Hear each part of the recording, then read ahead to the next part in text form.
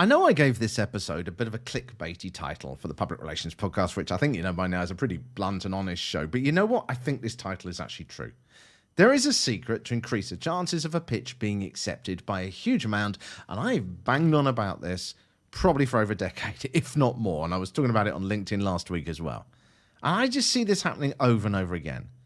The mistake can be avoided if you read, frankly, the comms textbooks. But not enough people seem to have actually been reading these textbooks. And I'm not just talking about beginners as well. I'm talking about across the board because it just amazes me how many people are doing this. Plus, this problem can now be helped so much by AI as well. So let me run through what this problem is and try and see if I can share some solutions as well. To illustrate it, let me share what happened, first of all, over the last few days. But this is actually just one example because I get these sorts of pitches all the time for the show.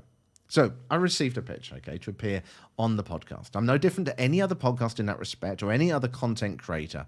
The pitch had in the opening line, "I love your podcast," which of course immediately you're going to like. I mean, who isn't going to like that kind of thing? It could have said, "I love your makeup influencer feed." I don't know. I need some. Your tech expertise or your national newspaper, whatever it was. But then it started off well, but then it got worse. It said, "Do you take guests?" Well, considering I've spoken to loads of people on the show, some brilliant people as well, including possibly you, this broke the credibility of this pitch straight away. They clearly don't like the show. They clearly haven't listened to any episodes. And frankly, even if they hadn't sat through loads of them, they would have found their answer by listening to the first 20 seconds of the past few episodes. I've done that before. I would much rather actually that they'd pitched me cold and not said anything than broken that trust. I mean, this might sound really pedantic, but think about it this way, right? It might sound like the ramblings of an old journalist in PR, but we're all human. Whether we're in comms, whether in PR or journalism or in daily life, the moment you start to break the trust with someone, you start to question everything about their claim. You get that niggling feeling. Whether their story and their pitch is even real, whether they really have got the credibility that they claim to have, or whether they're just all mouth. Pitching is partly about gaining trust. So they'd failed at this first step, but it actually then got worse. Then they proceeded to list what they could have talked about. A list of generic copy and pasted topics, which frankly anyone could have talked about. But most importantly, none of these match what I do in the podcast, which is to talk about frontline comms with people who are actually doing it today. These are advice pieces, thought leader ideas. And there's a lot of great podcasts out there doing that sort of thing, really good podcasts. But as I think you know if you listen to this show, I focus on people who are actually doing it today, not just sharing general comms advice about big ideas. It's what they're experiencing right now, what they're actually seeing when they put the phone down after talking to a client today. I speak to them shortly after that. So it's what they're seeing right now. Now, if I was pitching to a newspaper, I would have approached this by looking at what content they actually needed, like my show. What has the paper done before? What angle do they take? If I'm pitching to someone big, I was talking to someone who's pitching to a morning show the other day. I'd spend a little bit of time looking at this to work out exactly what they need. I'd look at what they're doing, look at who the producers are, look at what kind of content they normally take, look at what language they use, what do they like, what are the patterns that you're looking at. And this might sound like, oh gosh, this is just going to take some time. But even on a smaller pitch, you haven't got to spend days doing this. Like, say with my podcast, you could do it really, really quickly. You could achieve so much more if you took literally 2 minutes of time to see what my podcast was about. And I'm sure in the case of many, many other content creators as well. As I say, I know there's a lot of pressure to get stuff done and get a pitch out, but how long is 2 minutes of research when that could have turned a completely wasted pitch, which got electronically spiked immediately into something that I might have used? I talk about research and not everyone does it. But I even have a page which explains exactly who I look for and what topics I take. Not every outlet is going to have this kind of thing. But I do, and there's plenty of people, even on magazines, that will have submission guidelines that lays out what they're actually looking for to help you do it. And people aren't even looking at this stuff. So if we put it in simple terms, wouldn't your organization or boss be happier if you actually got results? Now, I've talked before in the podcast about this kind of manual approach to research and of connecting the dots between your story and with what an outlet is looking for and trying to find those links between them. But then when I was looking at this and ranting about it, as you can tell, I suddenly thought to myself, well, surely you could use AI to do this quicker. Well, let me show you what I found. I'm going to bring it up on the screen. But I did just want to say, while I've got your attention, because you clearly are a listener to the Public Relations Podcast, that I wanted to let you know that I am now going to be trialing a new daily newsletter with ideas and tips to try each day to enhance your comms day, Monday to Thursday. There's going to be mindset stuff. There's going to be strategies and odd bits of news that I think we can use, not just news for the sake of it. There's going to be tips I've got from talking to some of my amazing guests on the show as well. Yes, I take guests.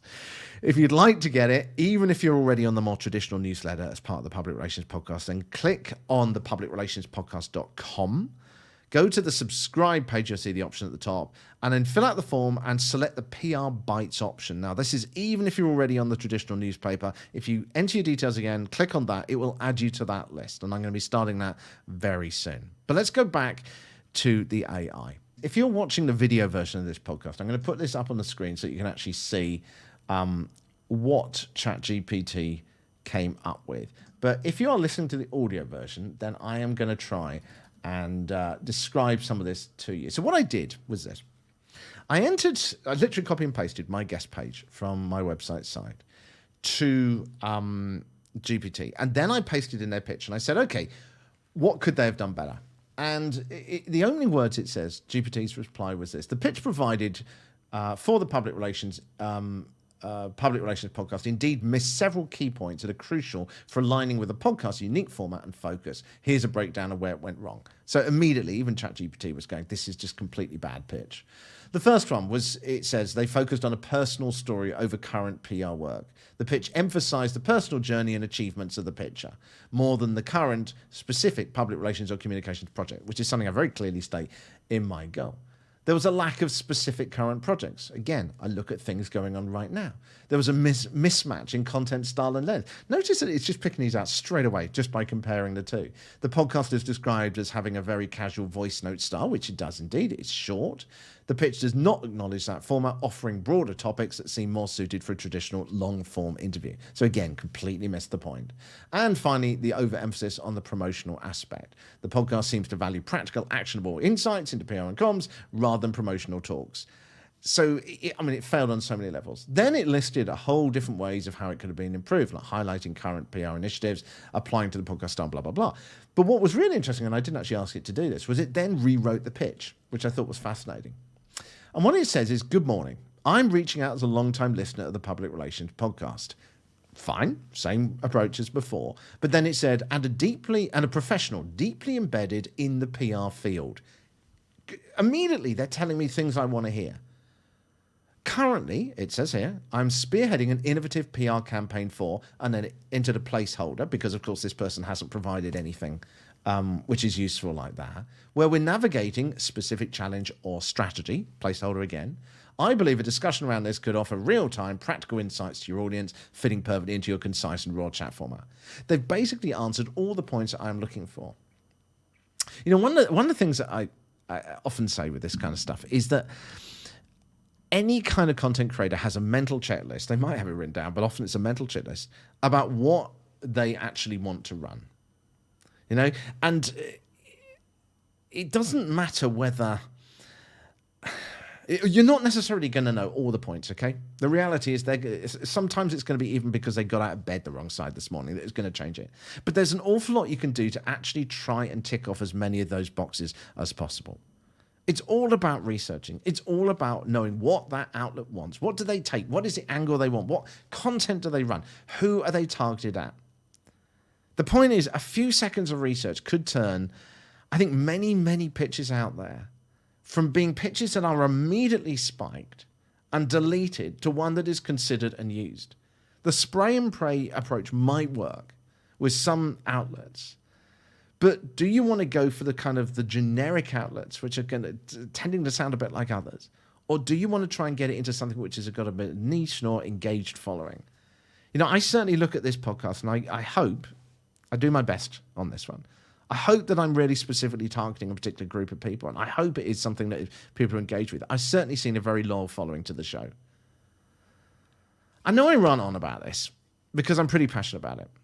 Every organization that I see, and I don't think I've ever found a single organization that isn't like this, has a good story that could be pitched.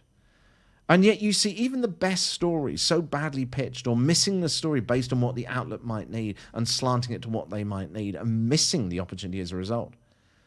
So whether you're working for an NGO, for a business, or for some sort of organization, I'm sure you've got a story to tell that could be reaching many people. If you're struggling to do that, if you're struggling to get pitches in, then I really do recommend doing some more research. And even if you are listening to this going, you know what, I do this stuff, please spread the word. Please tell others to do more research. 120 seconds would have been enough for this person to have gotten the show. But I have no idea what they're going on about. I'm not going to reach back to them and ask them to try and help them fix their pitch. I just don't have enough time in my day. I'm pretty convinced with more research being done out there, an awful lot of PRs, and particularly beginners who are probably feeling they're trying their best but failing, could be achieving a lot more. You are listening to the Public Relations Podcast. As I say, if you want to sign up to a newsletter, go to thepublicrelationspodcast.com and then the subscribe button. And then, as I say, that new PR Bites, you're looking for the PR Bites daily newspaper, which I will get underway soon. It'll be Monday to Thursday with tips and ideas, as I say. I think that's the end of the Public Relations Podcast for this week. I have got some more guests lined up, by the way, over the coming weeks as well. Yes, we do take guests. That's it for now, though. Have an absolutely awesome week, and I hope you have so much more success with your pitching if you're struggling at the moment.